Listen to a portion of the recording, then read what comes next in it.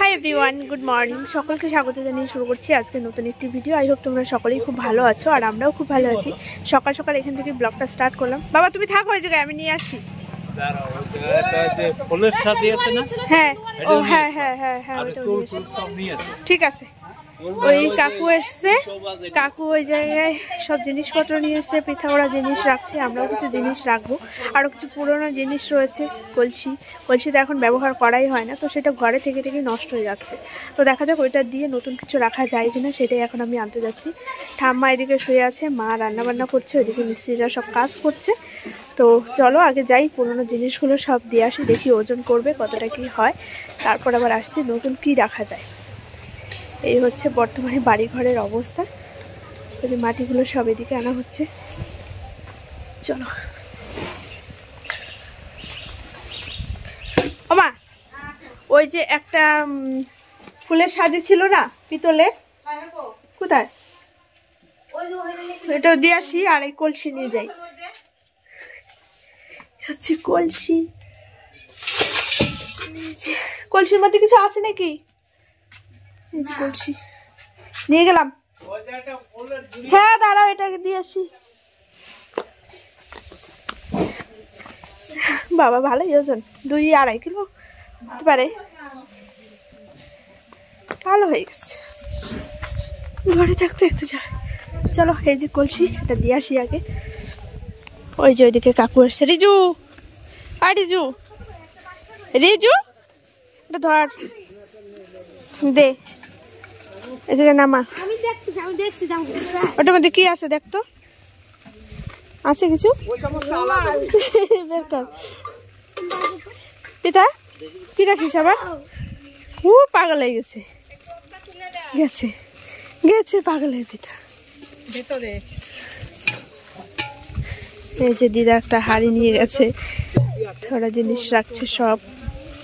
দেখি ওটা ওজন করে কতটুকু কি হয়। ঘরে আরো একটা জিনিস আছে, সেটা আগে নিয়ে আসি, তারপর দেখছি। কি কি চামচ, চামচ নিবি?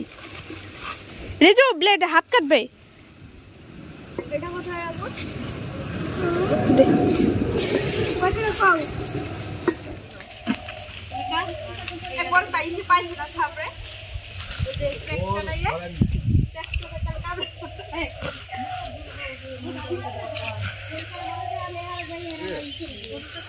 এই যে কাকুর কাছ থেকে এই জিনিসগুলো রাখলাম। কিছু কিছু জিনিস না ওই বাজারে সবসময় যাই মনে থাকে না, মানে এই যে কাকিমা এদিকে রাখছিল একটা বালতি, তাই আমিও একটা রেখে নিলাম। এই 3টে কৌটা রেখেছি ঠাকুর ঘরের জন্য, একটা ছাকনি আর এই একটা বালতি। আর এই অনেক জিনিস আছে, দেখলেই তো কিনতে ইচ্ছা করে, কিন্তু সব কিছু তো আর কেনা যাবে না।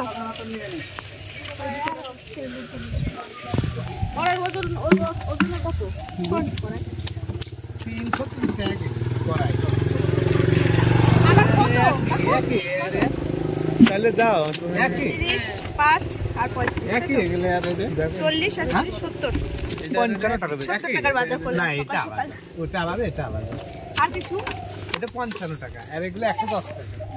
আর কিছু নেওয়া, এগুলো পাওয়া যায় যে খাবারটা পাওয়া যায় না, দামে আলাদা। তোমার বললাম খাবার খাবি, আর বড় 55 টাকা দাম এগুলো। চেটনি আন দিতাম, ধরলাম 35 টাকায় ধরলাম। যাও, আর কিছু নেওয়া নেই। সব জিনিস ওজন করা হয়ে গেছে, মোট 900 টাকা দাম হয়েছে। আর সেরকম কোনো কিছু রাখা নেই। মা বললো একটা শুধু চালা রাখবে, আটা চালা। পিঠা এদিকে চামচ রেখেছে, এই যে মাও চলে এসছে জিনিস রাখার জন্য। কতগুলো নিচ্ছিস? 4টে। বাহ, 4 জন মানুষ 4টে চামচ। রিজু কি নিয়েছো? কিছু না, ঠিক আছে। এই যে ছোট ছোট, বড় নাও, বড়ই নাও। কালার ভালো না, একটাই আছে, কিছু করার নেই। ঠিক আছে আসো, আর ওই টাকা যা দেয় নিয়ে আসো। চলো বাড়ির মধ্যে যাই।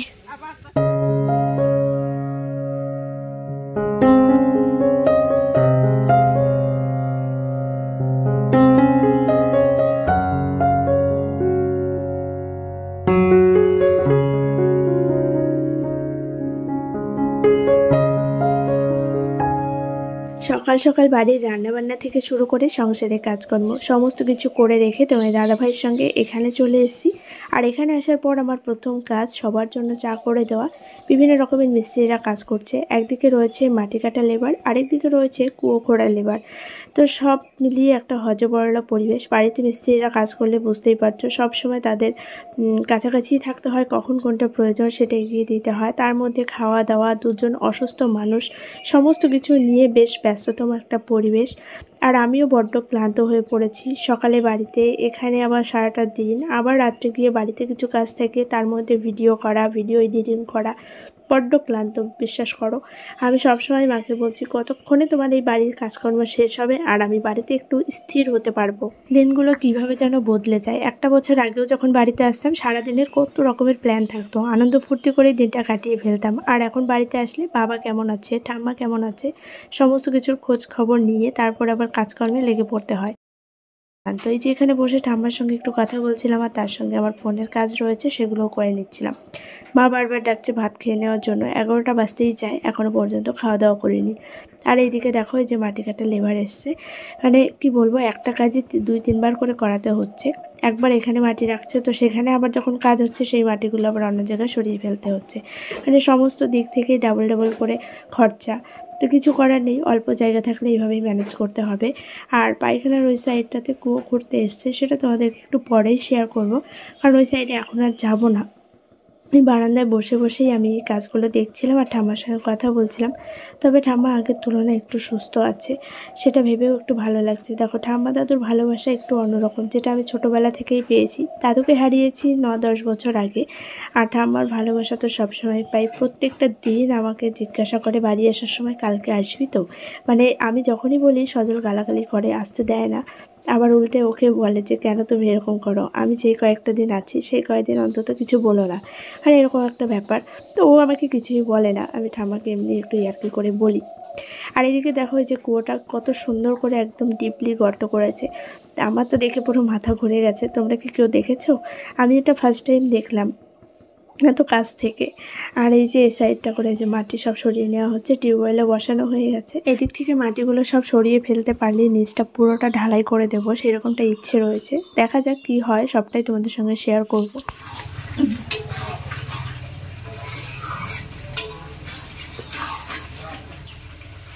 সকালবেলায় একবার রান্না খাওয়া হয়ে গেছে, এখন দুপুর 12টা বাজে। আজকে একটু চিকেন আনা হয়েছে, সেটাই এখন রান্না হলো, হয়নি এখনো হচ্ছে। আর এদিকে উনুনটা ঠিক করতে হবে, বাইরের উনুন তো ঢাকা পড়ে গেছে মাটিতে, বাইরে একদমই নোংরা, ওই জায়গায় রান্না বান্না করা যাচ্ছে না, তাই বাধ্য হয়ে এখন গ্যাসেই করতে হচ্ছে রান্না। আলুটা আগে ভেজে রেখেছিলাম ভালো করে, এখন দিয়ে দিলাম। আর এখন তো নতুন আলু, বলতে বেশি সময় লাগে না। চিকেনটাও কষানো প্রায় হয়ে গেছে, আর এদিকে জলটাও গরম হচ্ছে। চিকেন থেকে তেল ছেড়ে দিয়েছে, এখন গরম জলটা দিয়ে দেবো, আরেকটু কষাবো, তারপরে গরম জলটা দিয়ে দেবো।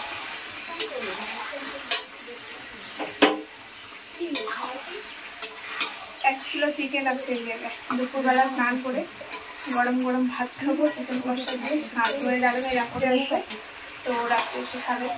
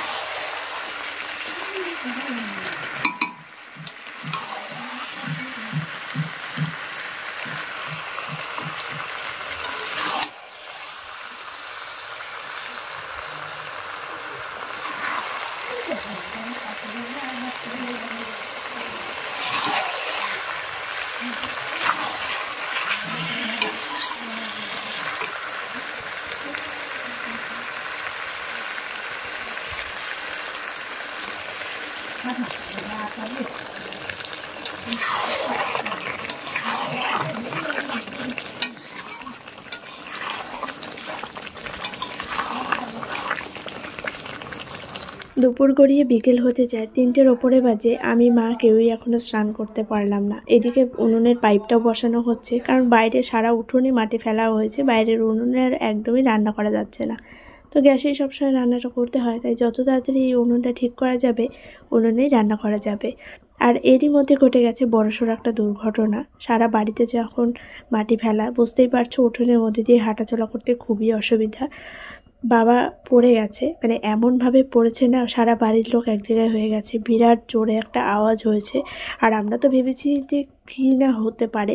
তো যাই হোক, ভগবানের আশীর্বাদে এখনও পর্যন্ত কোনো অসুবিধা হয়নি, একদমই ঠিকঠাকই আছে। সঙ্গে সঙ্গে বরফ দেওয়া হয়েছে, জল দেওয়া হয়েছে, স্প্রে করা হয়েছে, ভলিনি স্প্রে। তো সমস্ত কিছু মিলিয়ে মিশিয়ে এখন একটু ঠিক আছে।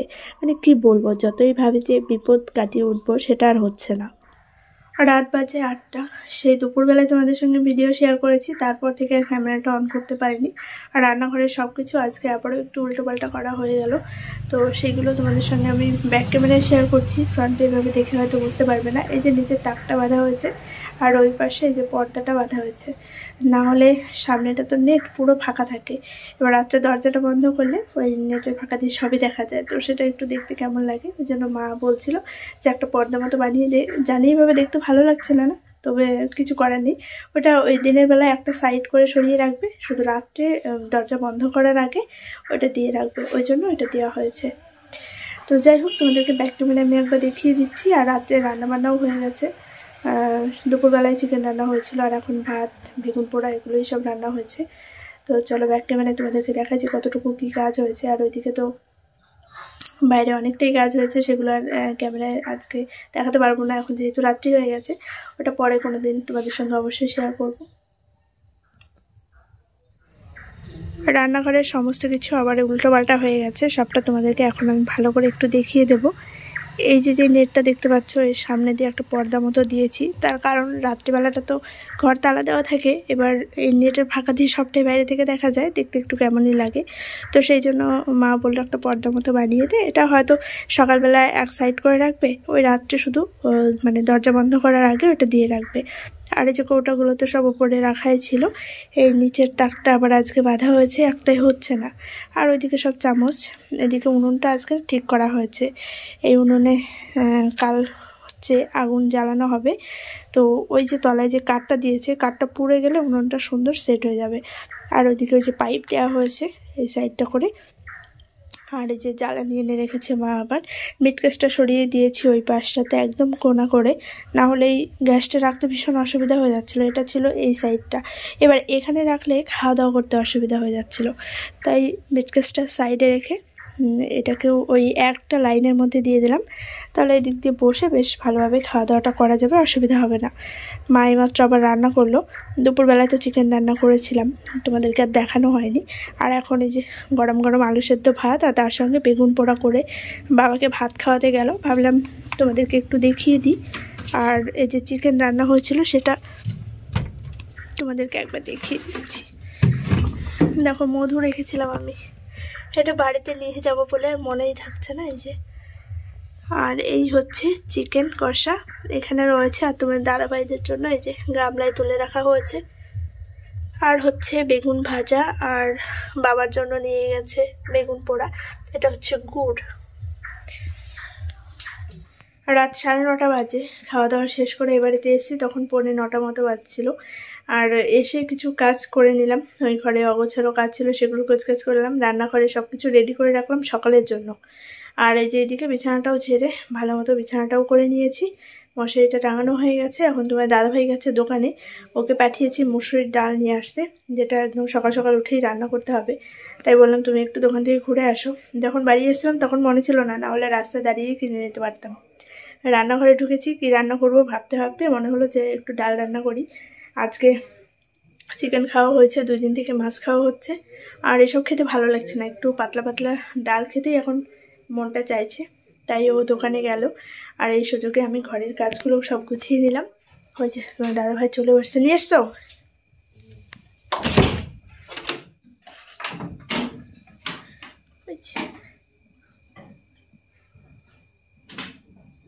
কোনো খাবার আনোনি? কি কেক? পাপড় ভাজা নিয়ে আসতে পারতো। ও ব্যাঙে কেক নিয়ে এসছে, সব খাই না।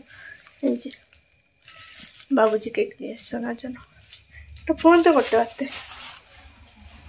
ডাল কই? বাপুজি কেক আর ডাল কোথায়? ডাল আমার পকেট। ডাল পকেটে নিয়ে ঘুরছো না? এই যে ডাল নিয়ে এসছে, মুসুরি পড়ে গেছিলাম এখানে। আজকে কি দিন ভগবান জানে, সবাই আজকে পড়েই যাচ্ছে, আচারি খাচ্ছে। আজকে বাবার এত বড় সড়ো একটা অ্যাক্সিডেন্ট হতে যাচ্ছিল, মানে কি বলবো তোমাদেরকে, দুপুরবেলাতে পুরো ওনার তো ডান দিকটা একদমই মানে ব্যালেন্স পায় না, তো পা ফসকে গেছে, বাসের উপরে পা পড়েছিল, পা ফসকে একদম দাঁড়াম করে পড়েছে উঠোনের মধ্যে। তো সবাই গিয়ে আর কি দৌড়াদৌড়ি করে ধরতে হলো। ভাগ্যিস তেমনভাবে কোনো কিছু হয়নি, কিন্তু যেমন জোরে মানে পড়েছে মনে হচ্ছিল যেন বিরাট কিছু একটা হয়ে যেতে পারে। তো যাই হোক, সব ঠিকঠাকই আছে এখনো পর্যন্ত। আর এই যে এখন দরজাটা বন্ধ করব, লাইটটা অফ করবো, বিছানার মধ্যে ঢুকবো। আর কোনো কাজ আছে বাইরে? ওই ঘরটা তালা দেওয়া? তুমি দাওনি তো কে দেবে? আমিও তো দেয়নি, তো যাইনি আজকে। কি অবস্থা, লাইট অফ করলাম না, থাক, সকালবেলা উঠে আবার লাইট জ্বালাতে। চলো ব্লগটা এখানে এন্ড করি, দেখা হচ্ছে আগামীকাল আবার একটি নতুন ব্লগে। একবার এই ঘর, একবার এই ঘর, এই আমার কাজ।